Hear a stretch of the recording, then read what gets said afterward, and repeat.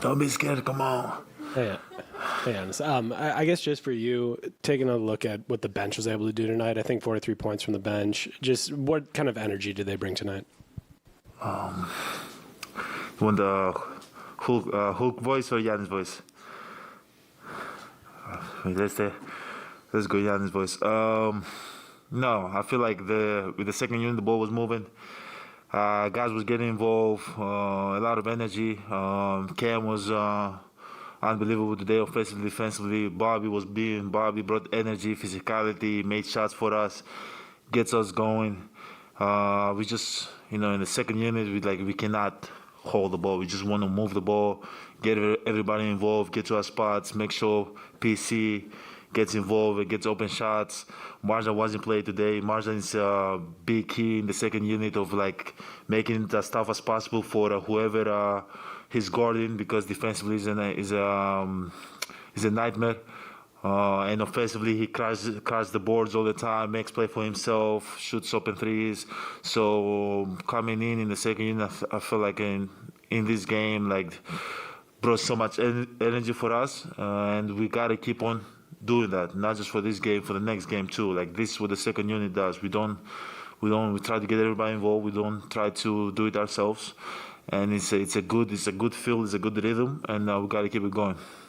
I guess just late in the game, you guys have a couple turnovers, don't necessarily execute in the way that you might want to. Just what did you think of that final couple of minutes? Obviously, it's going to be sometimes a little bit sloppy. Missed a couple free throws. We had, I think, one or two turnovers. But not only that, defensively, we had one or two miscommunications. But at the end of the day, that's going to happen. But you got to keep on playing through that, and I think the team keep on playing through that. Again, we got the win, but we don't have to. We didn't have to do it that way. They came back to the game. Obviously, they made tough shots. They got some offensive rebounds, second chance point. They made the threes. They had the transition three. But at the end of the day, once you're up 20, you gotta put them away. You gotta put them away. We wasn't able to do that tonight. Hopefully, we can learn from this. And there's gonna be games that they're gonna come back to the game, and we have to keep our composure and take control of the game and come and execute in the fourth quarter offensively and get everybody involved and get a good shot. But not only we was being sloppy with the ball at times. Also, they were very, very good. They were executing. They were getting open threes. They were knocking down the threes. So they came back to the game. I think we can be better. We have to be better. We can be better. Good win. Let's learn from it.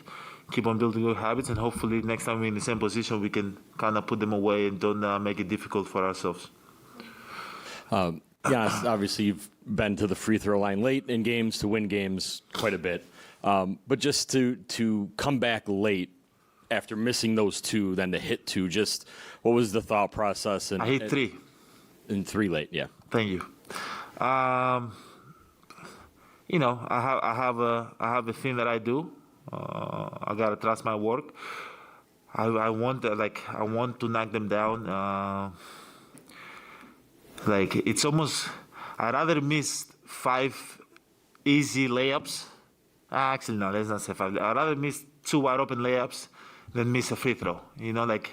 I want to make them so bad, and sometimes, that takes over. But again, I will never be scared of the line. Even though I missed 2, I'm going to keep on driving the ball, keep on getting on the line, keep on trying to knock them down, keep on doing my routine. I've been doing a good routine now that helps me and puts me in a good place to knock them down. And even though at the end of the day, I got to realize myself that a miss is a miss. It doesn't matter how I miss. If I might miss the best shot, in and out, and then miss airball. It doesn't matter. I have to go back in the line with the same confidence and understand it's just a freaking free throw and try to knock it down. Whether the rosters change or lineups change, what is it about that Heat team that a 24-point lead in the fourth quarter, up 11 with 35 seconds left, that's just, what makes them that difficult to just close out and put them away? They just play hard. There's no secret to them. They just play hard. Obviously, they have very talented players that can make shots. It's almost like everybody on the court can shoot. But at the end of the day, they just play hard, and they have this mentality they don't give up. You gotta put them away. You cannot give them a chance. Like last year in the playoffs, Game 4, we were up 12 with 1 minute and 10 seconds, and they came back, sent it to overtime, and won the game. You know what I'm saying? Was it overtime? Sorry, I don't remember. I think they won the game. I don't remember if it went overtime. Or even the one that we played Game 5 here, which Jimmy sent into overtime. They don't quit, which is a good trait to have as a team. But once you have them in position that you can take advantage and you're up 10, 15, 20, or whatever the case might be, you got to put them away, because they're going to keep coming. They're going to keep on trying to get open threes, early threes. They're going to crash to the board. Obviously, Bam wasn't on the floor today, but usually they crash on the board, get the rebound, look for another three. But as I said, man, when you have a chance to put them away, you got to put them away because they're going to keep coming. You mentioned the other day that you told Griff that you wanted to take the assignments to guard the best player. You started on Jimmy pretty much from the opening tip tonight. Just kind of what's your thoughts on that matchup tonight? How did you feel defending him tonight? I feel good. I think I did a good job at times. Obviously, I tried to make it as tough as possible to him, for him, and not just him, whoever I tried to guard. And this will only make me better and make the team better. Sometimes I have to guard the best player, and sometimes I have to, put my feet down, slide side to side, contest every shot. Like I have to do that, I have to kind of, push him out of his position. Like sometimes I have to play not dirty, but I have to be physical. I feel like at times I've been protected. Like I think a lot of players around the league, when you have the superstar, the best player, they kind of like protect them. They have him guard like the guy that's not super aggressive, so he doesn't get in foul trouble. He doesn't like waste his energy on defense. But for me, I believe I'm one of the best two-way players to ever play this game, and I want to have that challenge. I want to take that challenge, and then at times I'm going to not be good, and at times I'm going to be good for my team. But at the end of the day, I cannot. I don't feel like I can, kind of shy away from the challenge and just see. Obviously my teammates, they're unbelievable. They can also guard. They can also move their feet, but.